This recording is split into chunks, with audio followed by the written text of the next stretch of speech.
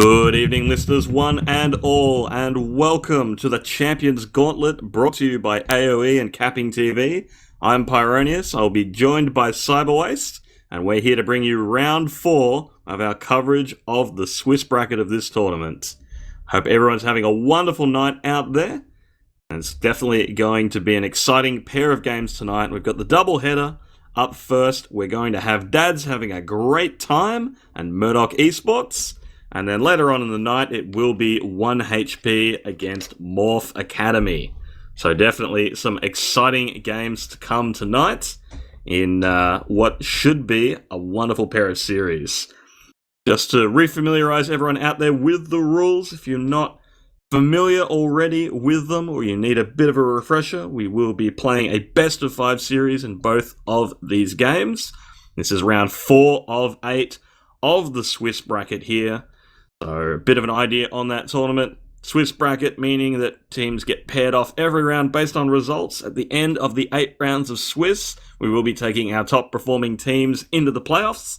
So everyone is vying for those spots.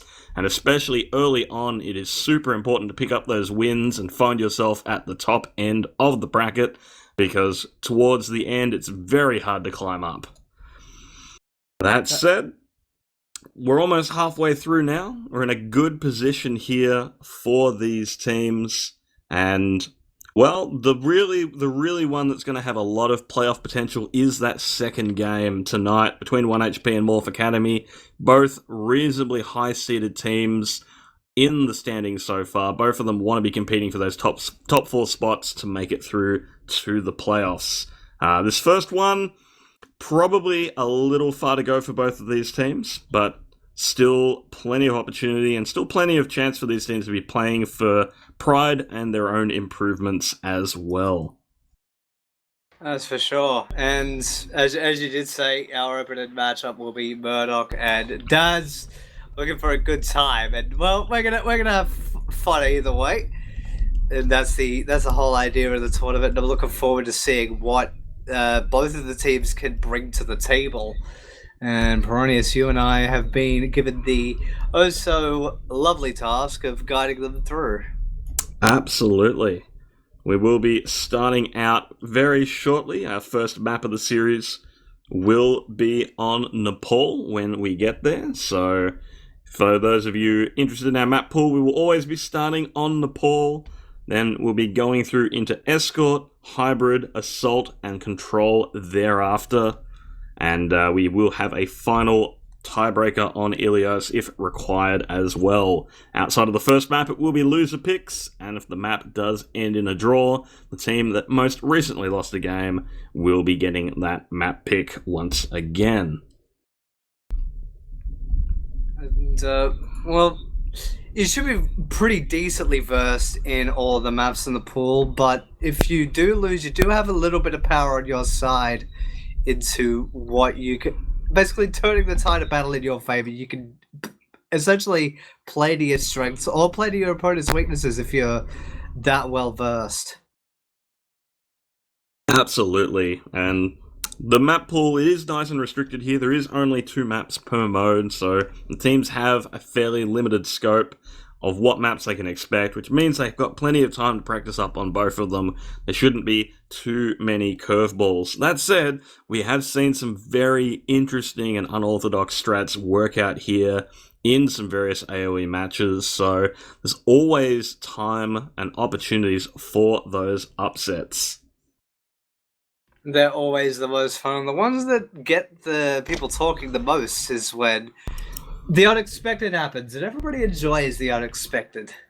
Yeah, I've told this story so many times, but I'm still not over it. There was just one particular round of Rialto where we saw people trickle one by one onto the payload for 4 minutes, keeping it stalled up at A, and it was a very planned trickle. Everyone was positioned around, and it was all very well timed to buy so much time off it. And they were losing people one by one, but buying so much time because the team pushing the payload were just really struggling to clean up the kills fast enough. And after 4 minutes had passed and they were into overtime, then the team that was defending just like grouped up and won a fight. And there was really one team fight in 4 minutes. And it was the weirdest thing I've ever seen because it was just 4 minutes of intentional feeding followed by a one fight. But it worked for them. Sometimes it's moments like that that really shows the longevity of certain teams, is that they know that they can bleed out the clock in their own unique way, and sometimes it just takes everybody else by surprise, obviously including you, Peronius, and plenty of others too, I'm sure. Yeah, absolutely. It was a wild experience and the weirdest thing I've ever had to cast because, as I said, it was 4 minutes of feeding, but it worked. Oh man, it's just I don't think I'm ever going to get over it. It's a game like that really sticks with you. You always get one when you're casting any game. If you get that one game that'll always stick with you and say, I was there and I was on the call for it. It's definitely one to really hold on to. Absolutely. And now our teams are ready. We will be able to get things started. We make our way over to Nepal, loading into the lobby now. It will be Dads having a great time playing from the blue, Murdoch Esports playing from the red.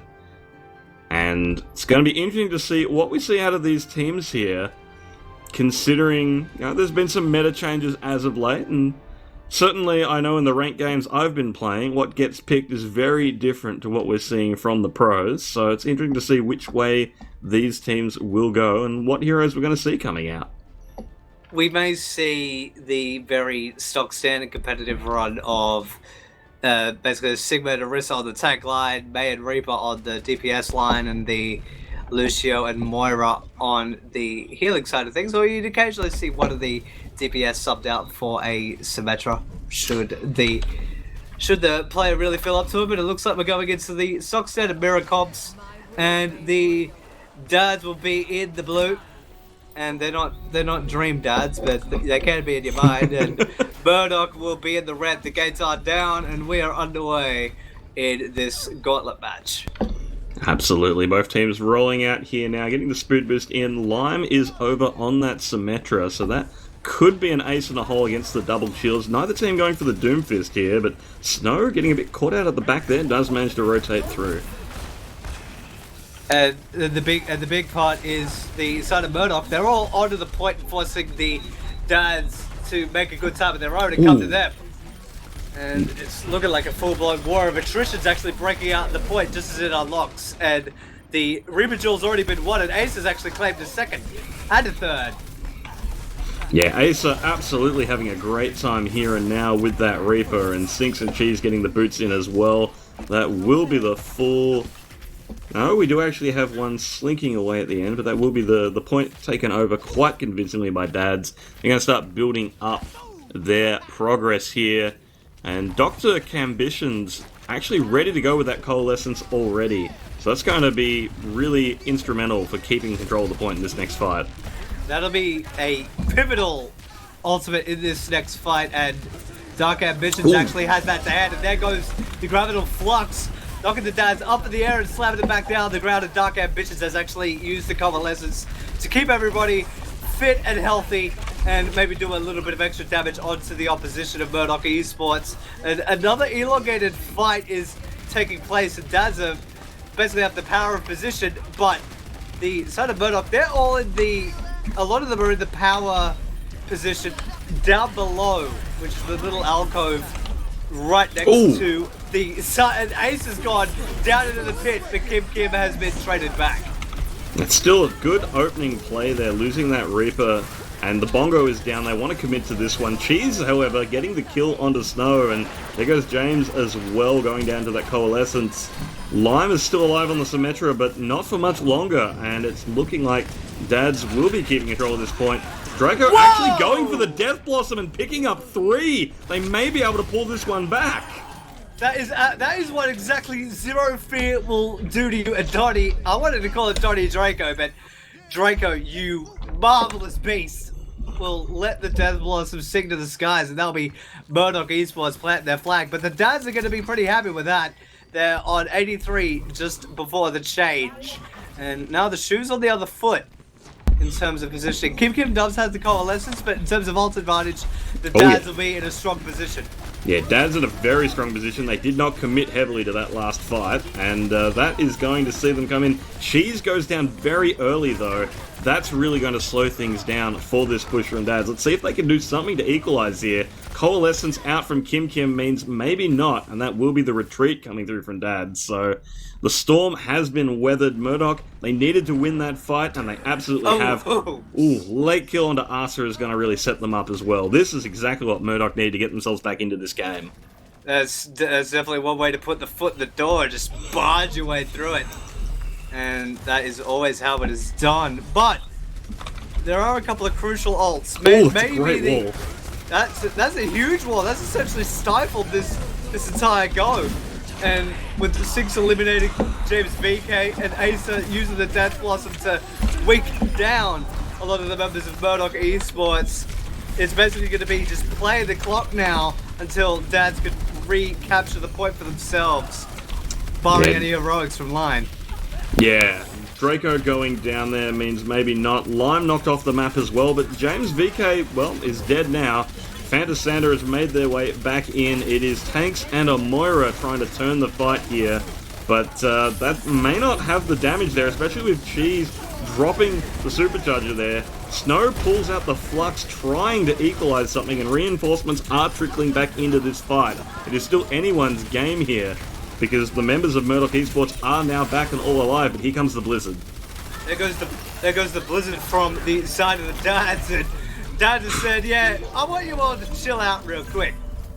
And that is not before overtime's actually engaged, but the clock's been ticked over to the side of the Dads. But Murdoch does have a strong trick up their sleeve. They have 4 ults already, and they're extremely powerful. Done, but the convalescence being taken off the table, that's going to make things extremely difficult. And James VK just basically wrapping around might be their only saving grace. And, well, you'll be dreaming, Dad. That is exactly what happened, and, well, the Dads take the Sanctum.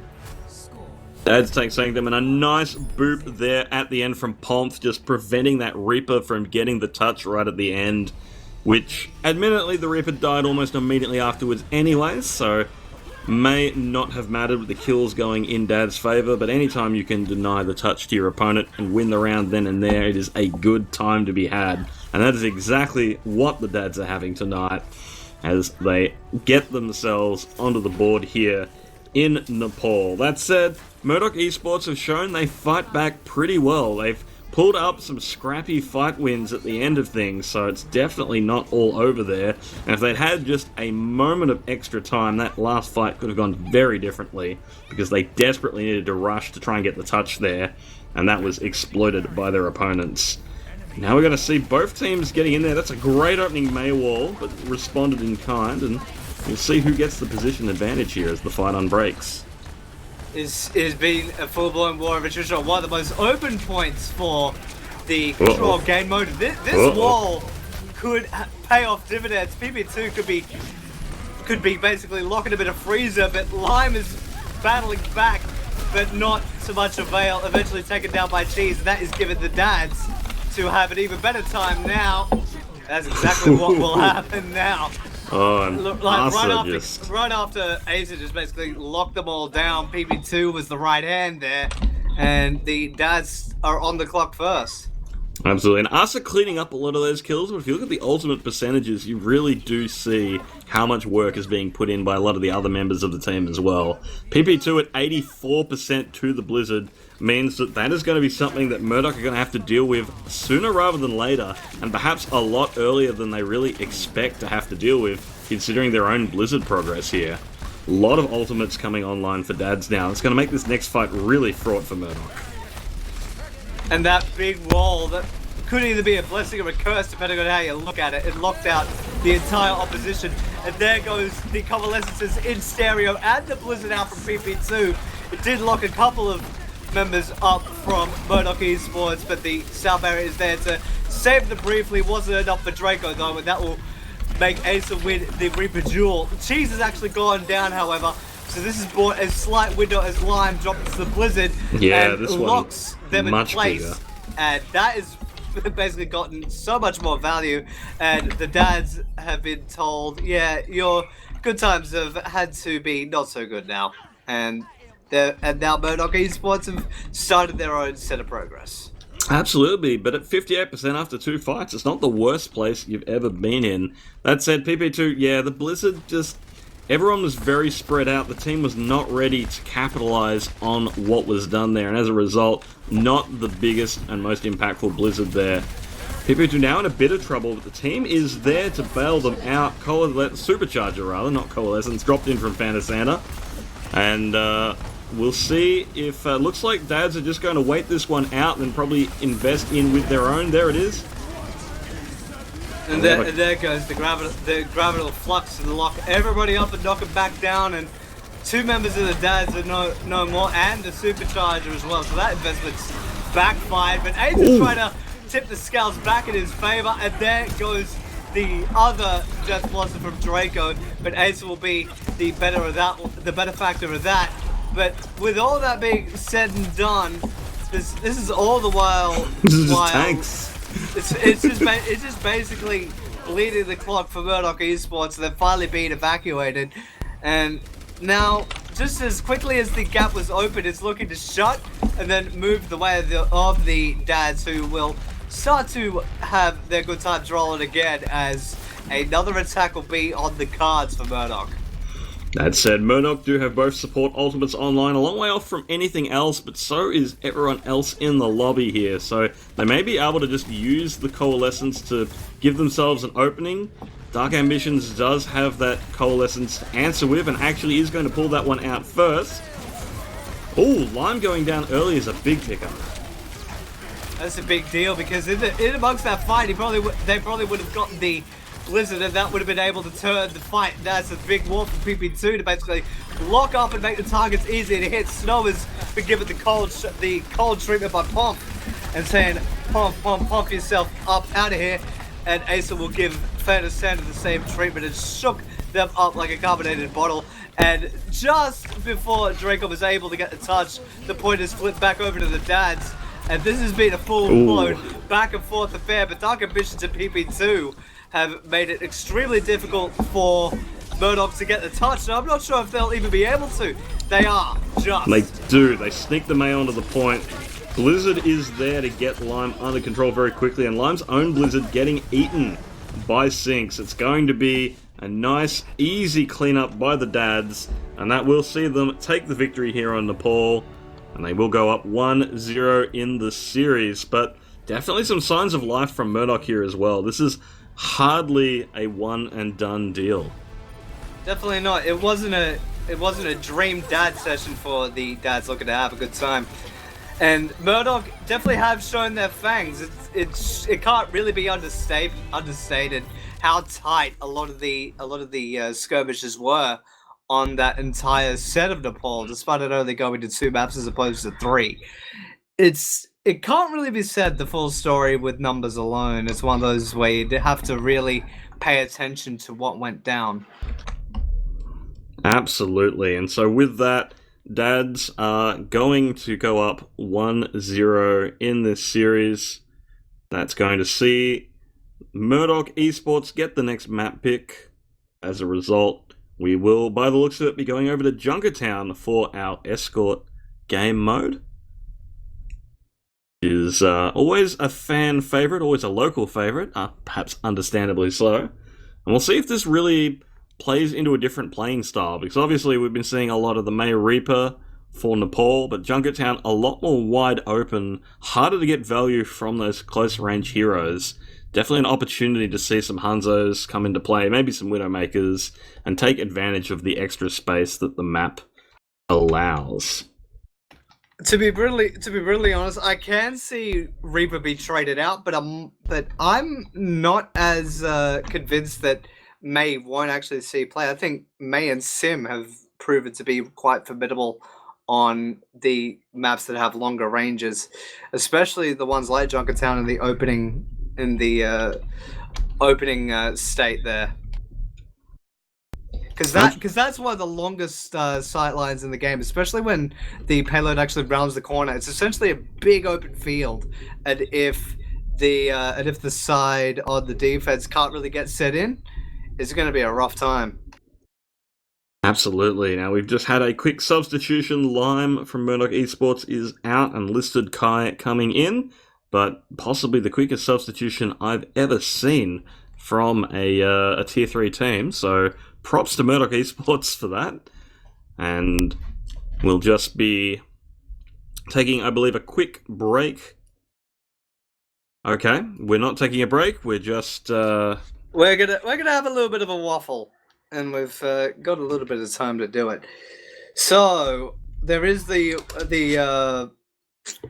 is a few maps on the horizon in this particular set, but I'm wanting to really know.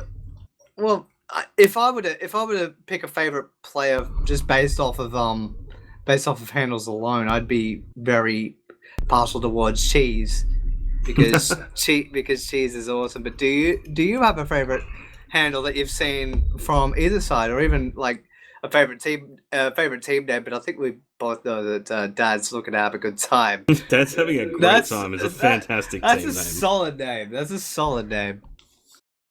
I mean, I do, in terms of the current league, I do have some fondness towards Pomf. I am, after all, a giant weeb, and so it speaks to me on a spiritual level. But it's a bit of a tough one because it's...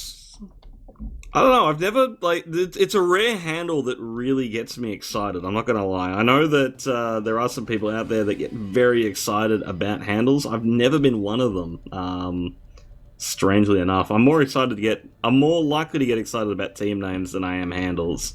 But, yeah, definitely for the current lobby, I have to give it to Pomf.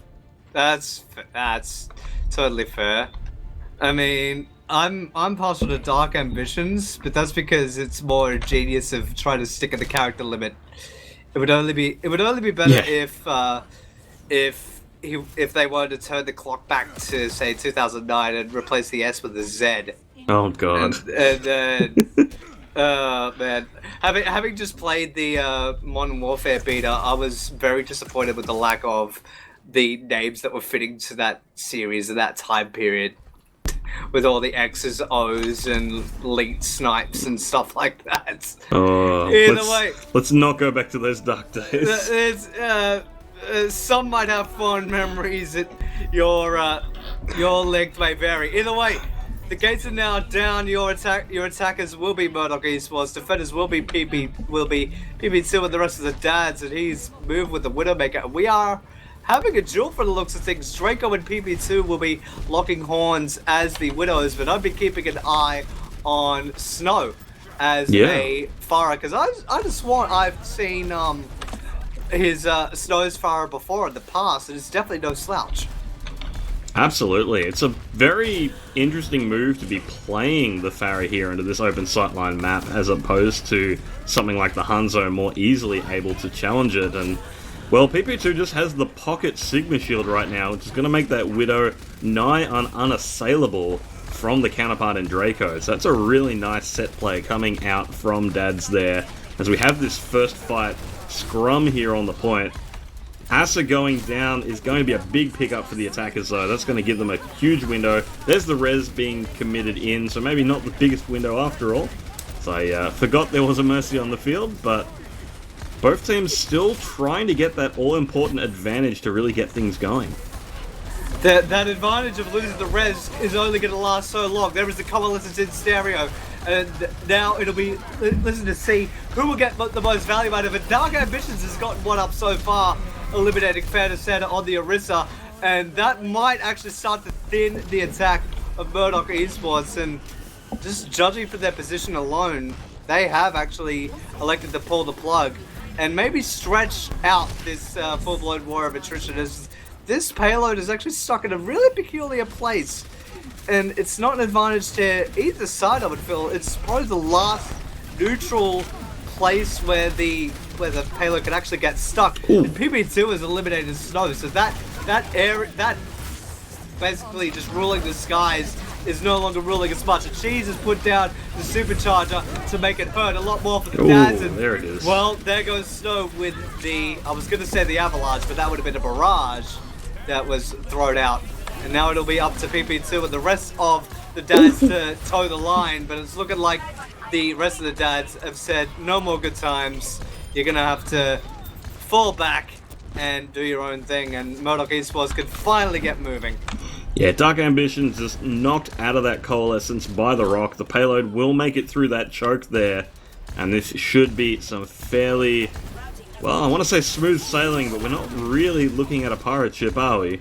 But Cheese actually is going to come out and go for the contest here, even though the rest of the team not really in position.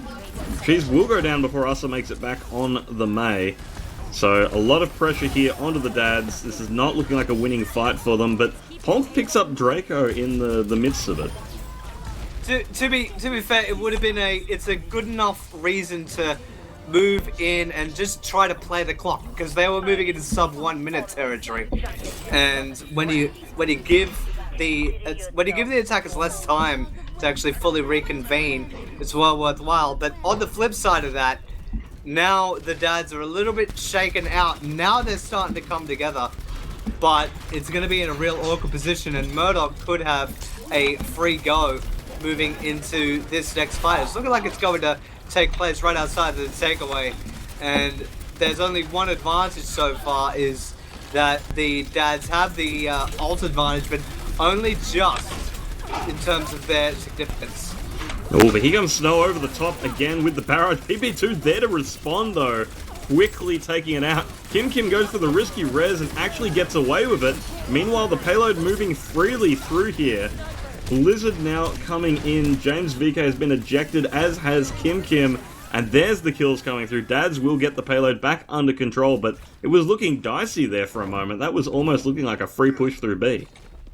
It was in a very sort of shape-shifting way. It had a mild resemblance of structure, but it looked like both teams were elected to just go freeform and go with a more esoteric art form and just try to put things together. But now the dads can actually get set up and make things really difficult. And Kim just got wiped out by PP2 with the Widow's Kiss. So that said, look at this. That's the Widow pick being. Look at Snow though. Exercised. Look at Snow. Is he gonna do it? He's gonna do it. Back cap coming through from Snow, and that is egg on the face from dads having a great time. The dads will be like, I'm straight up not having a good time now. That's something that you rarely want to see, especially when you look so in your ways and thinking, oh, everything's really coming together. We're starting to forge up a defense. It's looking fine. Oh wait, we forgot about that one thing. It's always just one minute detail, and if that goes unchecked, it could have dire consequences. That was basically it on display right there. PP2 just getting an arrow right to the mouth from Snow is not going to help things. Exactly. Snow now over onto the Hanzo, putting in some great performance there. The double snipers now on display from Murdoch Esports as the payload makes its way around the last bend here now. Ice Wall not going to last long against that supercharger. And we're coming into the final straight. Dad's still struggling to put up a defense here. They need to pull something out. But they've really only got the Valkyrie and a supercharger of their own as the tools available. They are now pushing forwards, however. Murdoch having to back off, and PP2 has picked up Snow. That may set them up to win this fight. I may give them a brief window, but if that resurrect goes through, yes it does.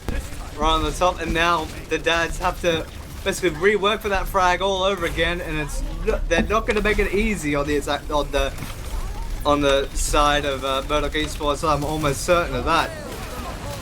And with the couple lessons, it's basically forcing everybody back and forcing them to reconsider where they go. But PP2 yet again just wanting to make that Widow be worthwhile. Did get one before being traded back by Snow, but there goes the Blizzard that came out there.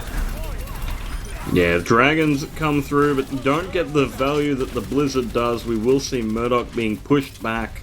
Minute 7 left on the clock. So we're really looking at, with how long these fights have been, probably only one fight remaining. Maybe two if the first fight gets scuttled early. But dads, they well, they're setting up. They need to hold it here. They don't want it to go all the way. If they can manage to stop the payload, it does set them up into a very winnable situation. Whereas Murdoch, they just need to get this one through. They need to chip it into the hole.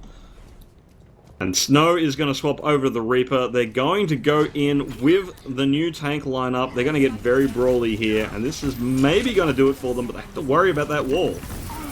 They definitely will. They do not want to be walled off. Sure, they will be able to get the touch, but it's going to make things very difficult, especially when PP2 can nail people in the mouth.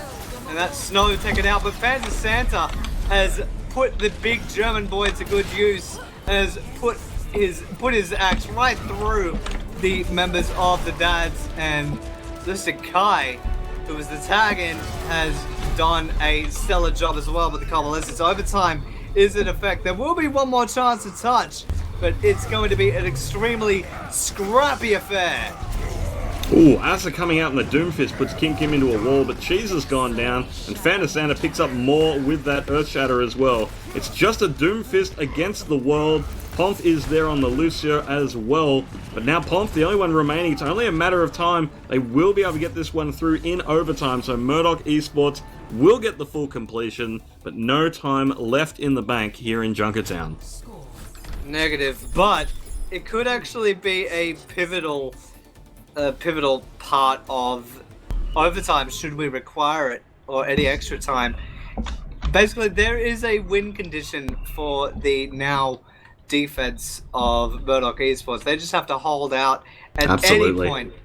But if the Dads could get there in OT or with a tieback, if they get there with a tieback, if memory serves, actually no, because it's just a payload map. Yep, Escort is always going to be extra time. Exactly. Yeah, Escort. There will still be that 1 hot minute, but any extra time that you can get over your opponents will be worthwhile, especially if you could double or even treble the time.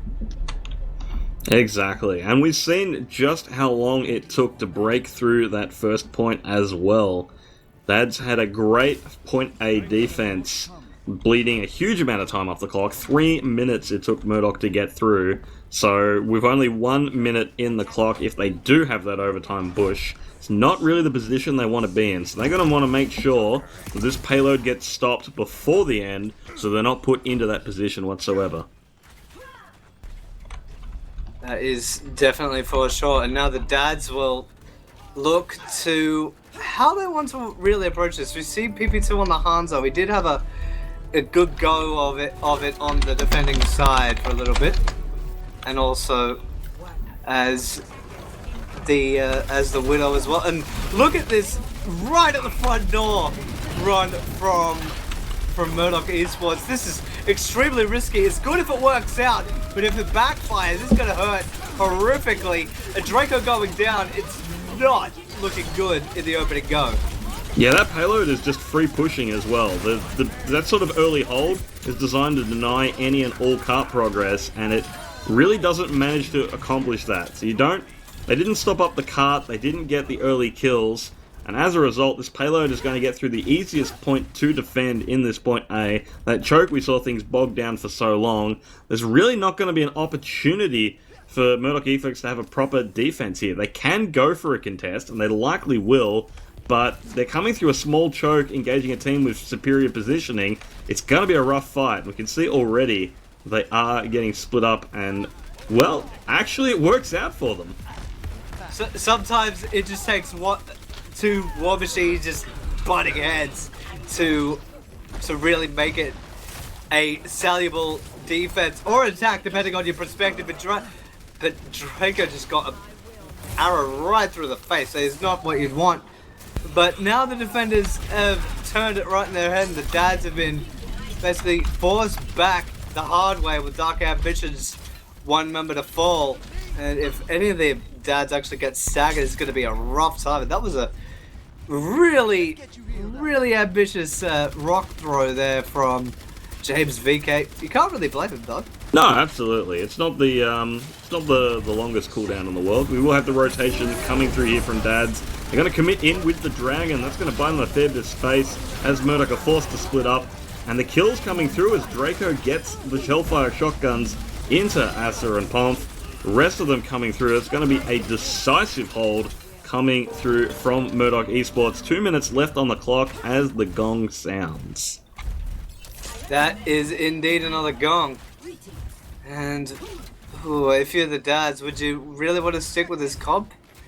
Because it doesn't really show all that much. It's not really showing all that much promise as of yet as attackers, but then again, it might take a while for some of the pivotal ults to really come to fruition, especially this Gravitable Flux that is on hand by 6, and there goes the said Flux. There's the answer right back at you with the Blizzard there from Snowball. Yeah, and Draco just walking up on the Frozen PP2. A lot of pressure onto the Moira as well. Cheese has gone down. This should be another fight win for Murdoch. But tools are starting to come online for dads. They do have the all-important Blizzard available in the next fight, so they may yet be able to break through. This is really going to be their best chance to do so, as the sound barrier was committed by Listed Kai in that last fight. So they really only have to worry about Kim's Coalescence, and if you freeze the Moira isn't going to be coalescing. So definitely a winnable condition here. Here comes the Blizzard in, doesn't catch anyone though. Members of Murdoch able to back out, and that's going to hurt. Asa might be wanting that one back now. Draco does get one before being taken out though, so there is still that window. The Dark Ambition with the Coalescence. This Coalescence is going to have to pay off so much more value in comparison to Kim. And in terms of a value war, you'd give it a stalemate. But Phantom Santa going down might be the small opening that the dads have really wanted, and they might be thinking, finally we got it. And that is exactly what has looked like to have taken place. Yeah, maybe not the small opening first thought. Fanta actually going down mid supercharger plant as well. So that is an ultimate they are going to want back, as it did not even make it onto the ground to become active. That will be the point A capture going through. But Murdoch Esports able to go for this early high ground on B. They've got a great position here coming into the second point. So it's definitely not over yet.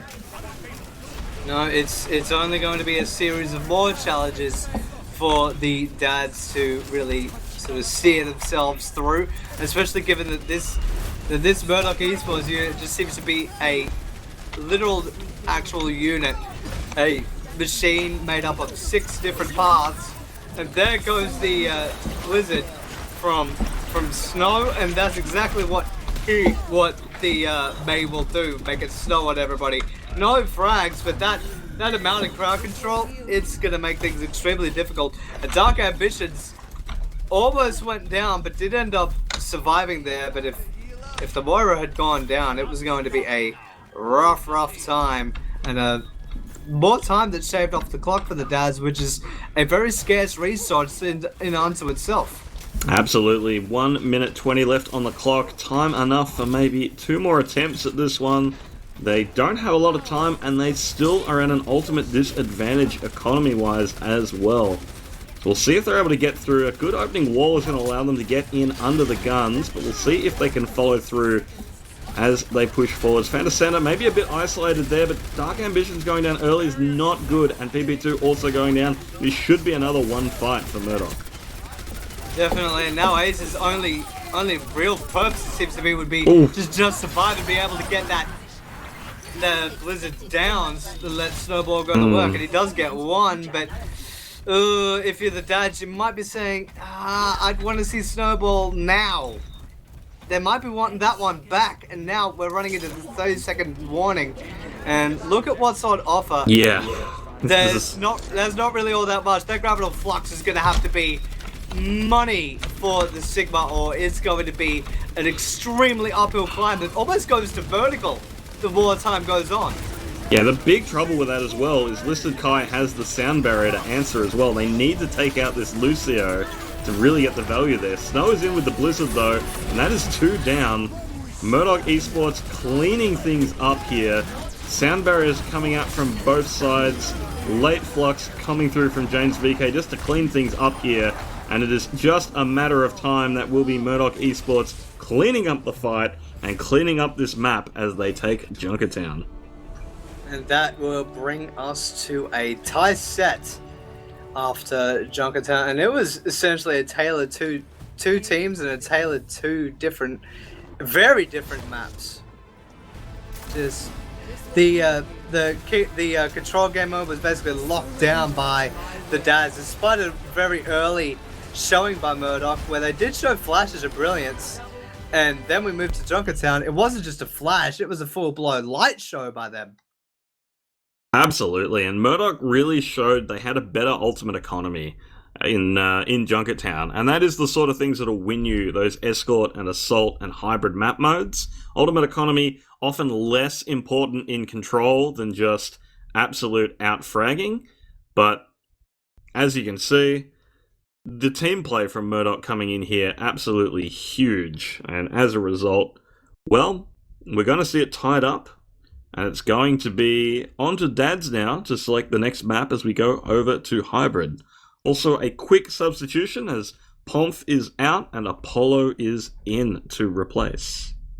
And part of me is thinking he might be a little bit sad because we G'd him up so much in the opening to Junkertown. But our third map was the Hybrid Discipline, and you had the choice between King's Row and Eichenwald. And surprising to me at the very least, we saw Eichenwald be chosen because I did a set last night with Graham Morrison, who's very tall, very Canadian. We had said that every time that King's Row's in a map pool, almost every single time you'll see King's Row. He jokingly said, I think it was. It was King's Row, Hollywood, or Eichenwald in that set, and it was essentially just what's your choice, King's Row, King's Row, King's Row, and that's almost always the way it goes. But we're getting to see a little bit of a change of scenery. Eichenwald will be the call. Not the first time we've seen Eichenwald in the Champions Gauntlet either.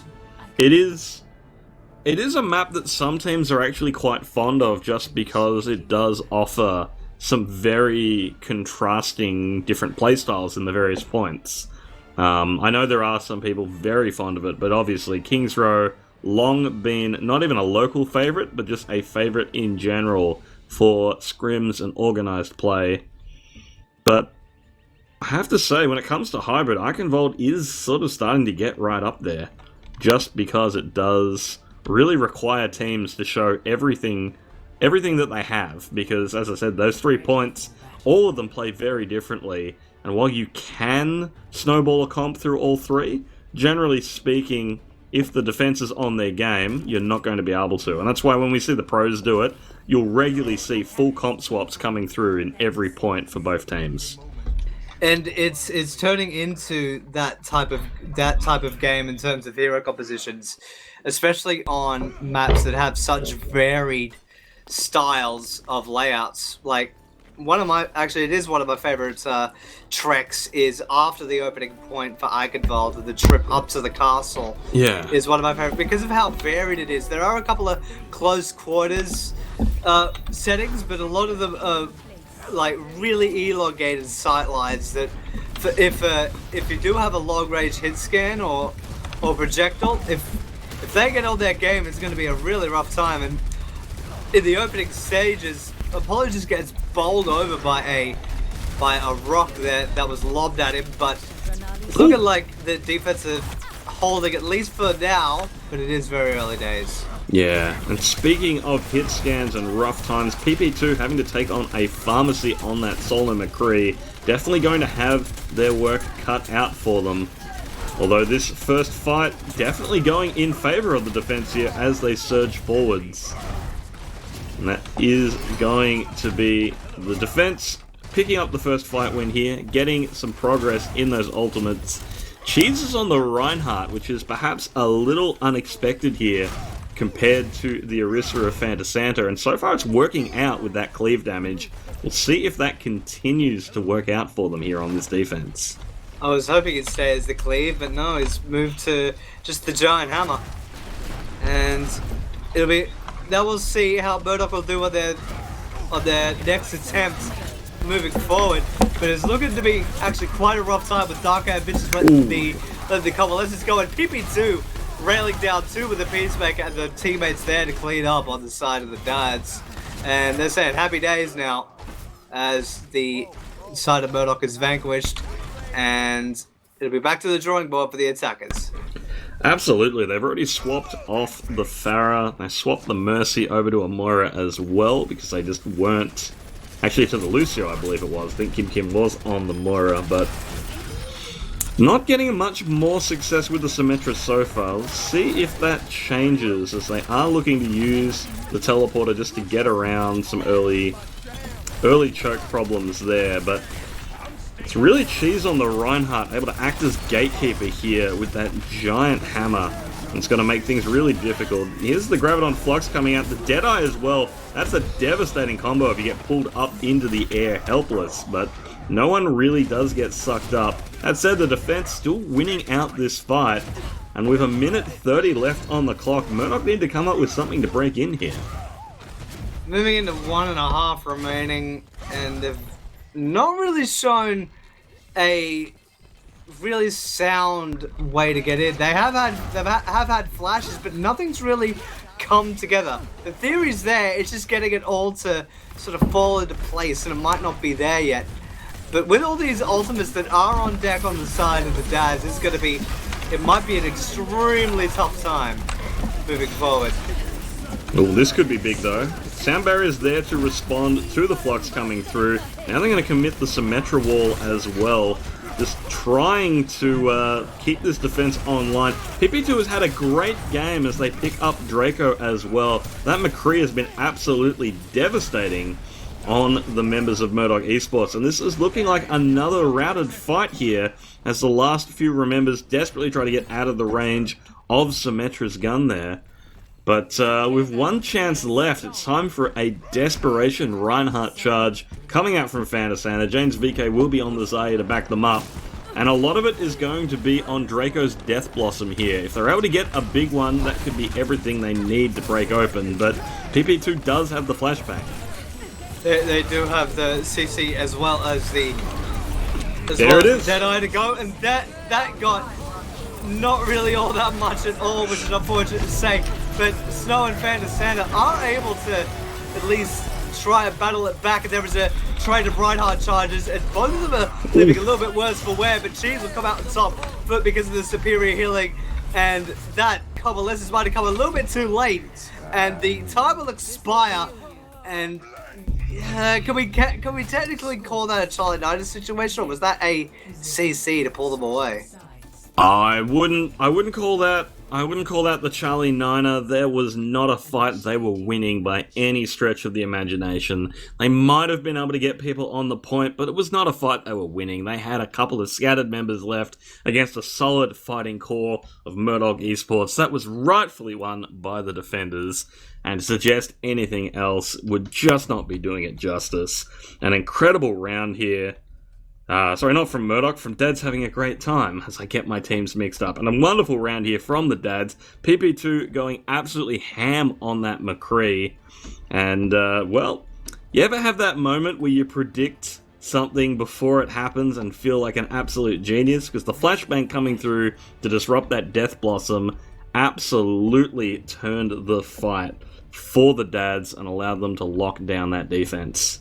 And I bet you're feeling extremely smug because of it, aren't you? 100%. I don't blame you though, because that is one of the most powerful abilities when it comes to basically being an absolute pest. And if you disrupt a high value target when they're in the middle of a crucial ultimate, it's always either the Death Blossom or the Convalescence that gets interrupted. As soon as you do that, you're basically denying a full either damage output or a healing output.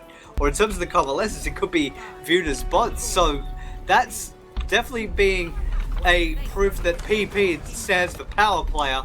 And maybe this will be him being the tip of the spear. He is being the Pharah and has 6 to pocket him. And it looks like he's wrapping around the outside.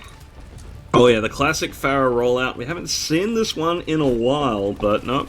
Looks like they will actually be coming back and decided not to go for it. Perhaps a little worried about Draco on the McCree, perhaps a little worried about just needing the fire support there for the team as the Bombardment comes through. Some nice Sigma shields to try and deny the angles, though. And Asa picking up Snow early is a good start for Dads. Now they really just need to surge forwards, take advantage of their early numbers advantage, and get this one across the line. Snow is actually going to come back on the Farah here. And Murdoch in a huge world of trouble here. They're still holding up rather well, but with Draco going down there as well, it's only a matter of time. Indeed, especially with Dark Ambitions getting the convalescence. It's actually very quick to come to hand if everything goes your way. And PP2 has eliminated Lissa Kai. You're not as strong as another Kai, I know. Sorry about that. And PP2 does have the barrage at the ready, but two with the convalescence from Kim, and one of them gets erased by the resurrection from Snicks. But now the reinforcements back from Murdoch Esports is slowly starting to tip the tide. Yeah, they're fighting back. As soon as Asa is dealt with, this could be a strong battling back. But as soon as you see the Hammond just going right around the payload, it's going to make things really difficult. And Dads, they had a chance to get there, but then it basically just did a shapeshifter on the side of Murdoch Esports, and they're back to square one on the attack. I wouldn't say fully back to square one. Murdoch is sort of stuck with Fanastana here on this Desperation Wrecking Ball now. Not the optimal main tank for this situation, so the danger's not over yet, and Snow going down early there means that the pressure is immediately going to be loaded onto them. This is still an opportunity for Dads to break through here. Especially because there are still a couple of members that are very low in terms of HP, and despite getting the sound barrier down, Listed Kai just gets blasted away, and that aforementioned Wrecking Ball, that just got smashed like a pumpkin. Well, because that's what the skin is, and Snow gets obliterated by PP2. The entire opposition of Murdoch has been evacuated, and we are 2-1 now. The Dads are definitely going to be having a good time, a winning time as a matter of fact. It's gone from good to great to bloody excellent for the Dads. Absolutely. Can't stop them now because they are having a great time as they make it up to match point as well. Just one more, all they need to pick up here to take control of this series. Get that W under their name. We'll be heading over to Assault for the next game mode and potentially final game mode if Dads are able to keep this momentum. And it will be the choice between Hanamura and Volskaya. Looks like Murdoch want to take it to Russia. And very fitting too, because it's very, very cold. And it is, just to reiterate, it is 2-1 to the Dads that are looking to have a great time, and they're looking to have a winning time. And sometimes people will say it when it comes to sports and even competitive games. It's like, I want to have a good time, not a winning time. And then maybe the Dads are thinking, oh, why not both? Why not both? 100%. So we'll be heading over to Volskaya for our next map. Plenty of opportunities still to come back into this one. Murdoch, well, they really struggled there on Volskaya. It really was absolutely Dads' game. We'll see if they're able to continue that one or if this map plays into the strengths of Murdoch. We've seen Dads in general have had a really solid defense, actually. It's really been their attacks that have let them down.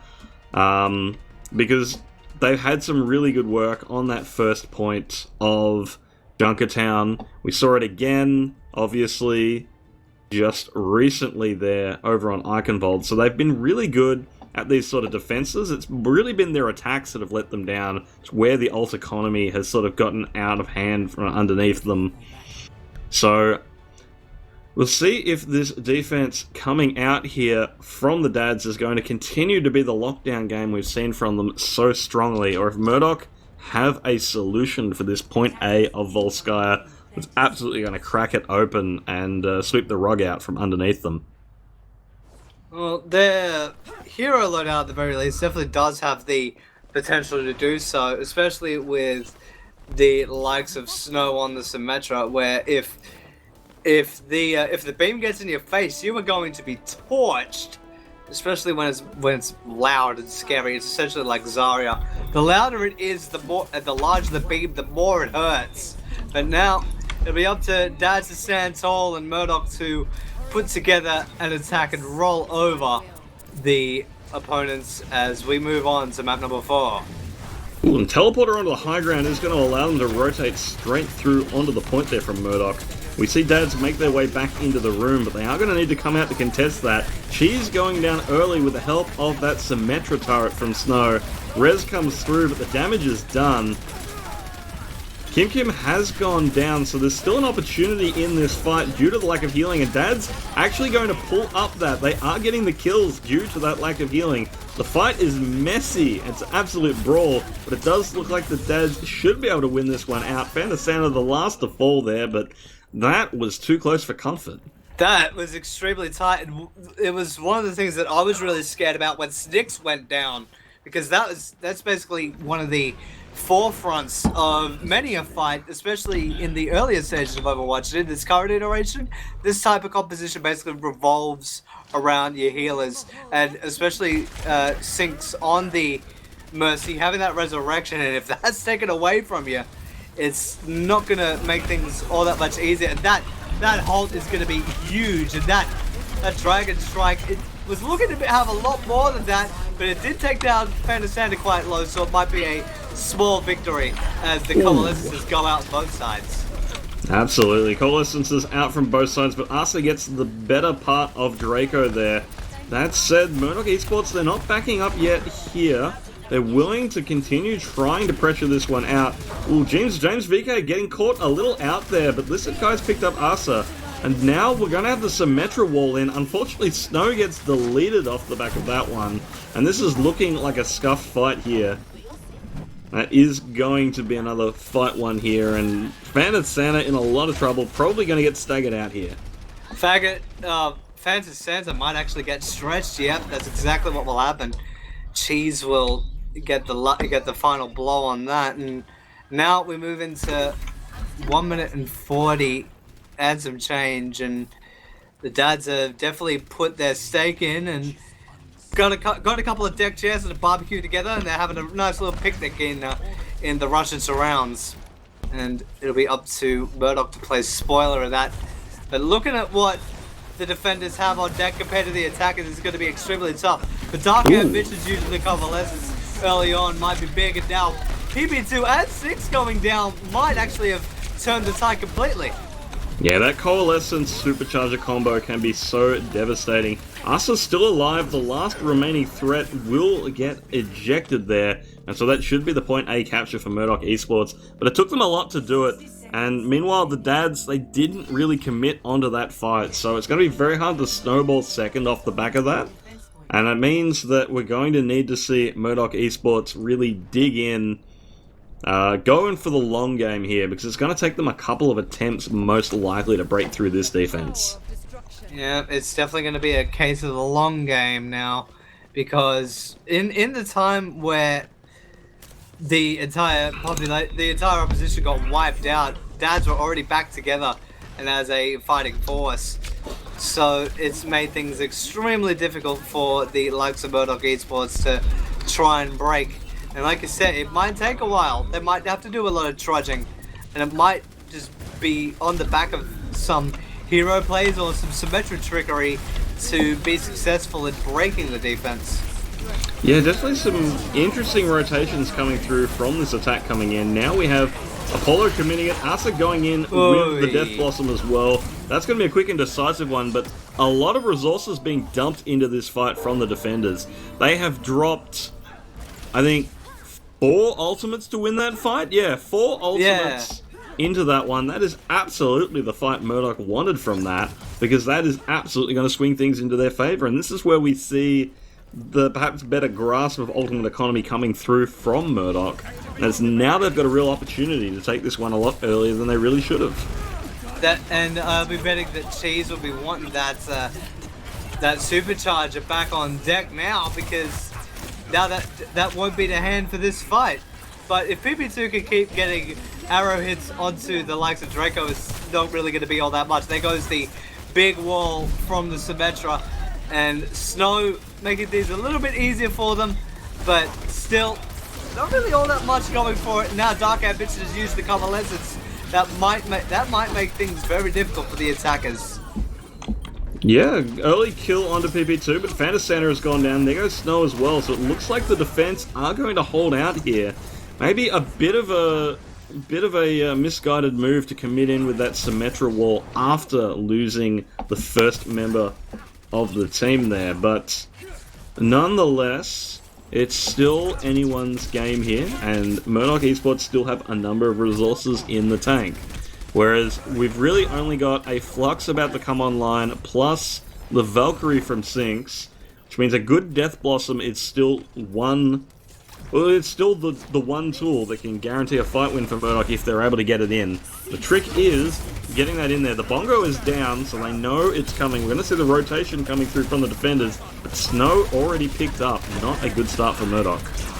And there he is down the back. He does eliminate Cheese, so it teleport in. And that's causing, that may have only got one frag, but that caused enough of a disruption and a full-blown breaking of that defense, and just enough to dissolve it all. There's an actual team kill bell to come out, and they may not even get a touch on the side of the dash. They do not. I was watching Apollo's perspective, and literally he was on the line to trigger the recontest, but it was not to be. And so that is 2 on the board for Murdoch Esports, but not a generous time bank. But at that point, you'll be thinking, we got 2. It's fine. We got nothing to worry about for now. Absolutely, and as we were saying before, Dads, they haven't looked as good on the attack as they have their defenses. And the moment it becomes a protracted fight, we do see their ultimate economy starting to fall apart underneath it. So very much a winnable fight here, winnable map rather, for Murdoch Esports, and we'll see if they're able to turn it around and, well, push through, because all they need to do is try and break through here as quick as they can. They want to finish this with as much time as possible, the Dads do. Murdoch, on the other hand, they just need to lock this down. If they can prevent Dads from getting the full capture, they can keep themselves alive in this series and make their way through to the final map of Lijiang Tower to determine the overall victor. And yeah, it'll be a sight of many a game in the past. And definitely a map that both of these sides will be familiar with. And look at the Dads in their current loadout. I really hope Apollo is actually going to stick with this Zarya, because Zarya is actually one of my personal favorite heroes, and it looks like that is actually the case. So be very scared of PP2 and the beam of Zarya as well, because that is going to be a thing that will break through these shields, and it might be the only way to do so. Ooh, a good pickup though, yeah. Dark Ambitions going down early is not going to help things. But Dad's here playing what is basically just goats. All they really need to do is run at their enemy, get into those close quarters fights, and then the beams, the shotguns, and the hammer will do the work.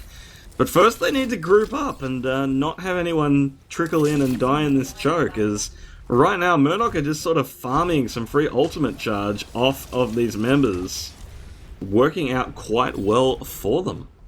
And Sink got Moonrock chucked at him. That's definitely not what you want, especially when you're playing as a Lucio. There's the teleporter to move everybody forward on the side of the Dads.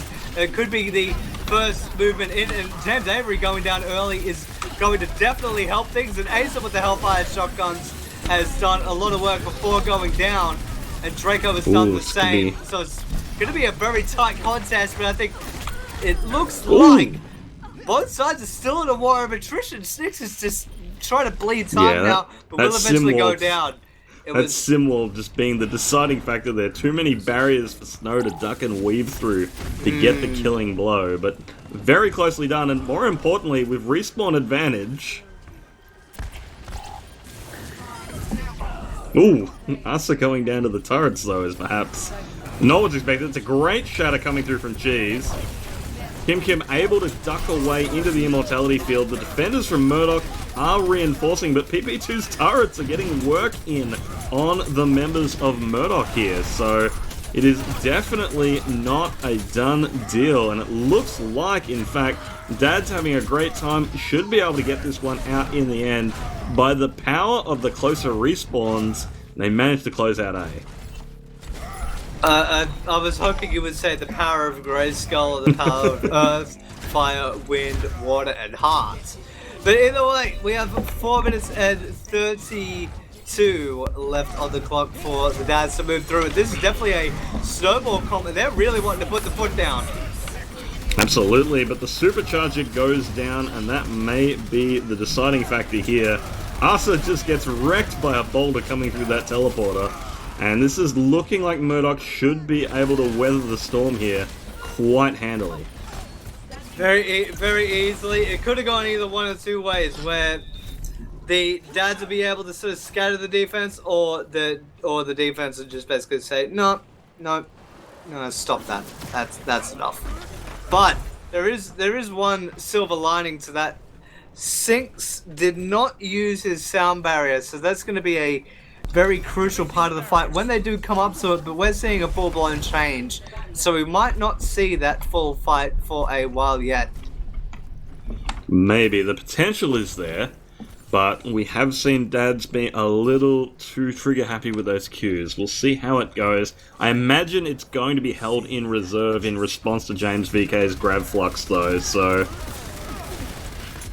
we'll see how that plays out. There's the sim wall again in from Snow, and PP2 has gone down early. That's not who you'd want to go down, and they may even choose to evacuate, not even commit. But Dark Ambitions might be wanting that Coalescence back, even though it does recharge a lot quicker because of the nature of play. Still, you might be a little bit miffed that it got used up with not as much value as you probably would have liked. Yeah, may not need to have been committed, but as you said, it's such a fast-charging ultimate, especially in this sort of team comp and this sort of environment, that I don't think anyone's too worried.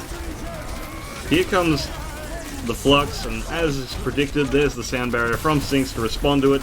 Now the fight is on, and Cheese goes down early, and here comes Draco with the Death Blossom as well. That looks like it will be quite solidly a Murdoch hold there.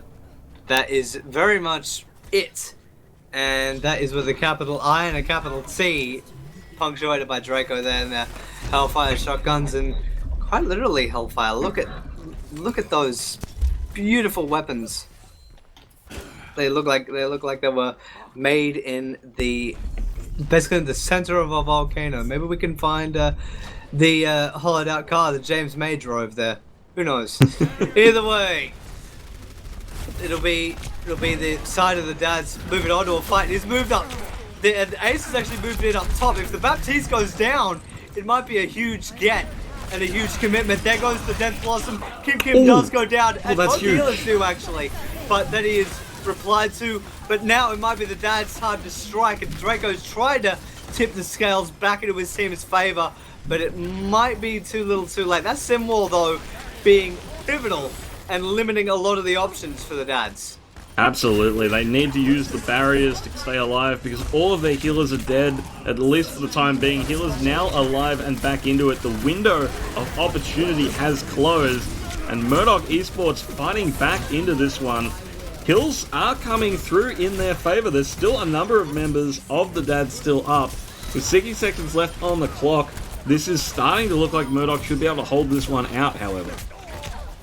Definitely, and looking at that tight rally point underneath the lantern, it took a while. It did get a little bit testy for the members of Murdoch, but they did get there at the end.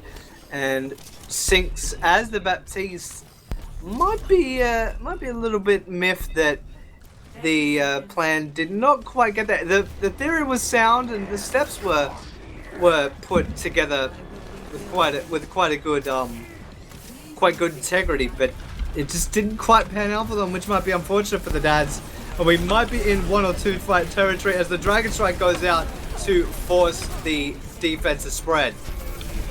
Absolutely, but the lamp is down, and we are going to see The Grav Flux coming through. That's going to be a big opportunity for Murdoch and a huge pickup as that, well, all of the members of the Dads really falling apart there. It is just a couple of lone members and the Death Blossom will see them off. That will be Murdoch Esports picking up Volskaya. We're going to map 5. And in amongst that, the Gravital Flux did come out and poor Sinks got his kneecaps broke. It just looked absolutely painful, especially you just put him in a corner, juggle them, and then just drop him down to earth.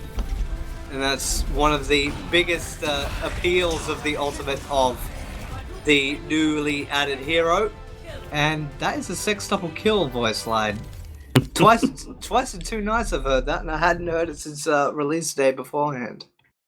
So that's certainly not the most common, no. But, well, with the way things are going right now, it has been more and more likely to come out with these sorts of high damage compositions. Be heading over to Lijiang Tower for our final map here. And this is where it all comes down to. Dad's having a great time. They've looked good on control. They did get the map win, the 2-0 back on Nepal. So Murdoch, it's not their best game mode. Dads have been weakest. Dads have been their weakest in those sorts of brawly fights. Dads have been at their weakest, in the more prolonged matches. These sorts of short brawly fights, definitely where their strengths lie. So we'll see if Murdoch are able to fight back here as we load in to Lijiang Tower. It's essentially a coin flip now because of the varied nature of a lot of these maps, and even the separate points for the control game mode. And we move on to the garden first, and I'll be really curious to see if we see the Farah come out, especially from Snow. Yeah, absolutely. We've seen some great performances from Snow on the Farah. That said, we've seen some incredible performances from PP2 on the McCree. And PP2 has shown that they are capable of dealing with a Farah as that solo McCree. But it looks like both teams locking in the Farah, at least in these early stages. It is, and has always been, a very strong Farah map. It's going to be interesting to see who gets the upper hand in this sort of duel, and how things are going to unfold. So it'll be Sinks and PP2 against Kim and Snow in terms of the pharmacy duels. We're coming close to the penultimate map of this set. The gates are now down, and it is now showtime. Will the Dads be able to pull themselves together in a victorious blaze? PP2 eliminating Draco early. That may just basically force the Symmetra to be retired altogether.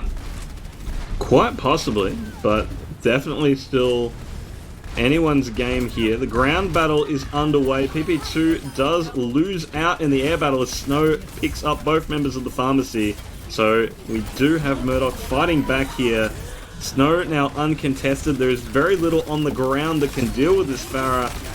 And despite incredible pressure coming through from Asa's May, it will be a Murdoch cap coming through. That's going to allow them to get established, and those Symmetra turrets are going to fortify that point.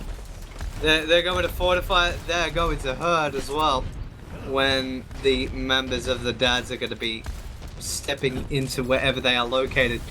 Now, it'll be a little bit of a puzzle to solve for the side of the Dads, and eliminating that teleporter might be a good start, but Apollo being pulled away by a Holt, that is not ideal. And yet again, just on the back of one pick, is going to make a fight extremely difficult to the point of even pulling the plug on it with Dark Ambitions going down. That might be exactly what happens, yes. Just looking at that quick flurry of frags. Absolutely, and Snow is continuing to dominate the skies here, getting the better of PP2.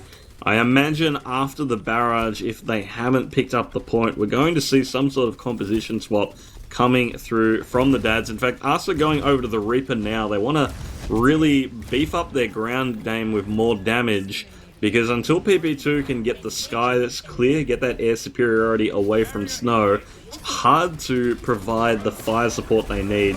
And Snow picking up Asa again. They've got the barrage there as well. PP2 going in with the barrage first, though. That's a huge one. And will Snow be able to respond? No. That might be a huge get for the point for the dads. And Snow's finally been bested by PP2. And Lissikai knows that the point is lost, so just try to delay or put the gap as small as possible in terms of coming back. And now the side of the dads have clocked in and they're starting to move forward. But that wall, we'll see how much value it actually holds for the now attacking side of Murdoch Esports, and it's pretty big. paying off well so far. No, it's a good wall. It really zones out the fire support, as aforementioned. PP2 not able to contribute into the fight, allows them to get in under the guns, and then in that short range composition tear apart the defenders before they're able to group up together properly.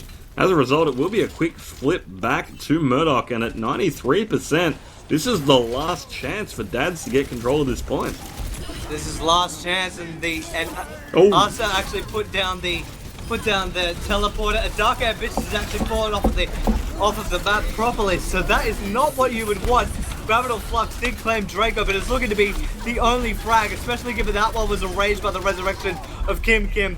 And James VK dives to his own orbs AOE damage, but it is not a hindrance to them. Murdoch have claimed the garden, and they are 1 point away from turning their record into 2-2. Absolutely. They've done really well there. They absolutely locked that one down. A lot of it was off the back of Snow and some incredible Pharah play, but it was not entirely that as well, because we did see some great ground game from the rest of the members as well. Dad's having a great time, really struggling to respond to that.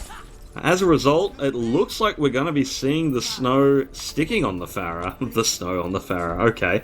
But see Snow sticking on the Pharah here, because why wouldn't you? But let's see if dads are going to come up with some sort of answer for this, because this is not as good of a Pharah map, but it's still a solid one, and really you need to take away these skies from Snow, because there's so much value coming through from that Pharah. And we see teleporters on both of the overhangs on the point. It's just who can get the most value first. And Snow has been bested by PP2 at the opening stages. So Murdoch in this early fight is going to be fighting short-handed, and that hand will become even shorter, losing cheese.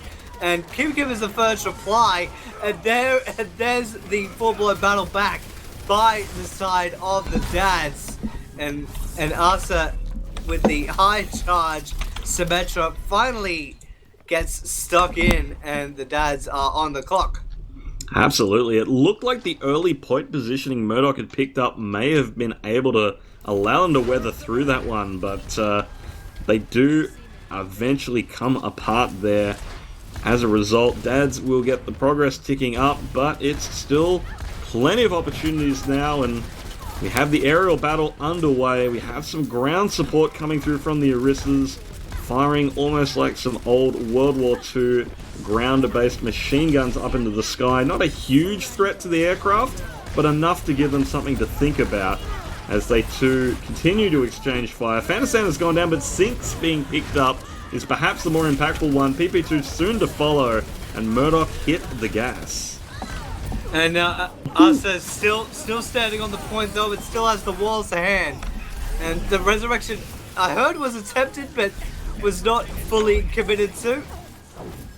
And that's actually forced a retreat now by Murdoch Esports. The dads are standing tall now, and just looking at what's on offer, we will have the barrage next. There's still the wall from Asa, and there's actually dueling walls between Asa and Draco. So expect both of them to go down, but Snow being decommissioned, that is not what you'd want, especially at this stage. Ooh, this is going to be a sneaky back barrage from PP2 by the looks of it, but it has been spotted, rather. is going to have to get out of there. But that said, the kills coming through, and at 85%, they're not kills that Murdoch can afford to be taking. It's now going to be a mystery whether they can even get onto that point. They have to send in Snow to try and do it, but Snow gets cleaned up. They're not going to be able to get onto the point. Dads have this one in the bag. No, Dads have pulled up the chair and sat down and said, no playing on the lawn. It's too dark, you have to go home. And now we're tied at 1. We go to the command center to decide it all. And oh boy, we've seen it once again, a tale of two teams in two different sectors. Absolutely, all the way to the last final point of the final map. Winner takes all.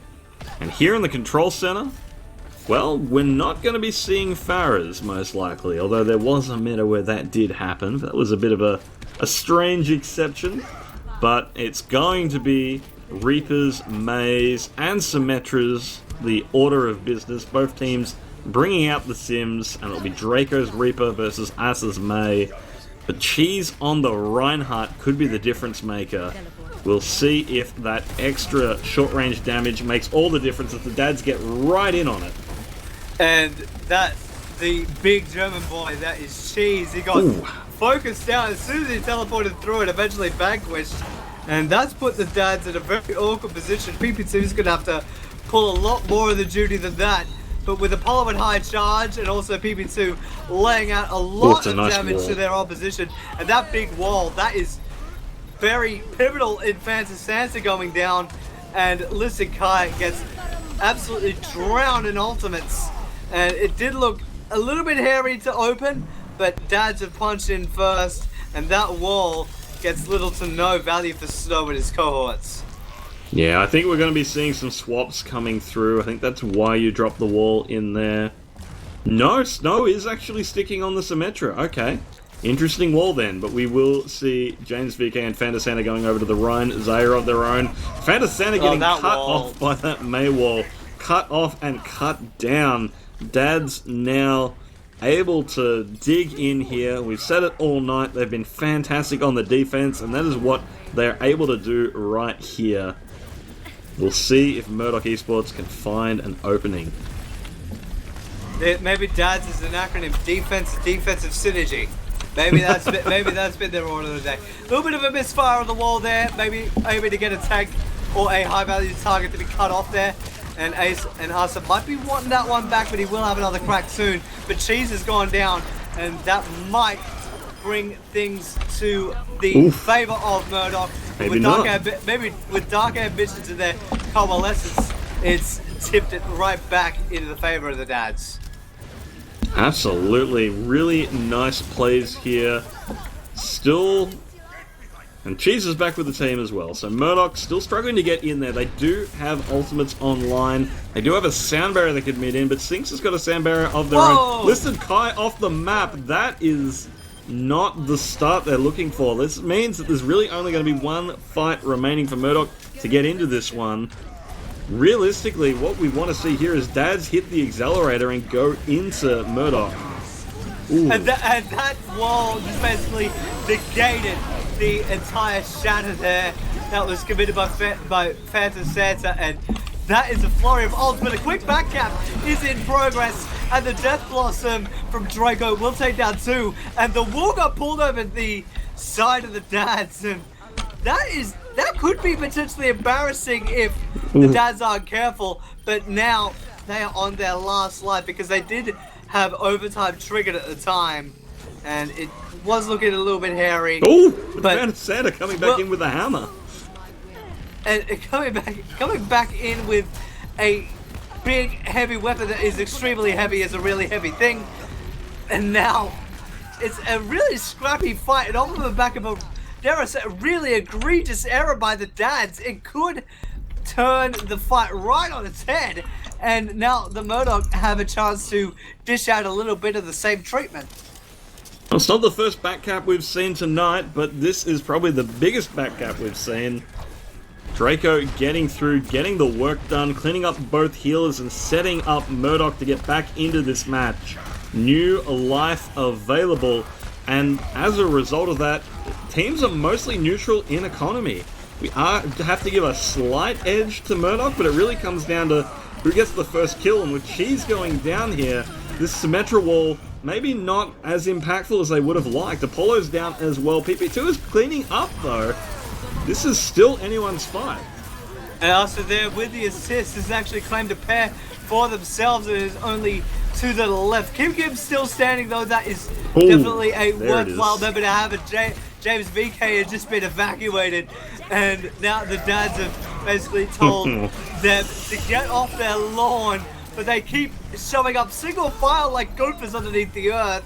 But now finally the dads are back in. Overtime is in effect, and it is no more. The dads will be your victors 3 maps to 2, and they have upgraded their great time to a very, very much higher plane of good times ahead. Absolutely, and it really was Cheese's shatter at the end that ended it all. Taking out that Moira meant that no more left in the tank for Murdoch, but really nicely fought back by them, and a really close game for these two teams. What a series.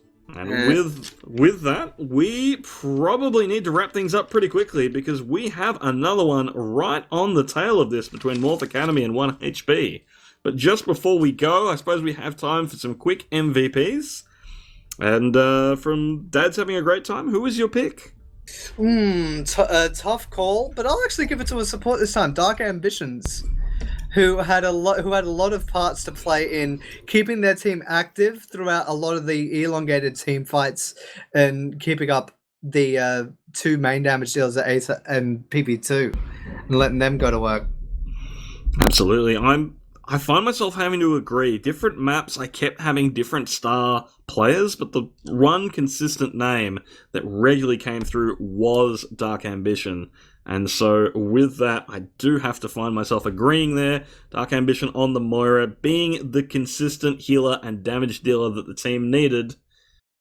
And with that, that will be the end of this match. Dad's having a great time. Put themselves up to a 2-2 season record against Murdoch Esports. Stick with us though. We're just going to have a short break and we'll be back soon with 1HP versus Morph Academy.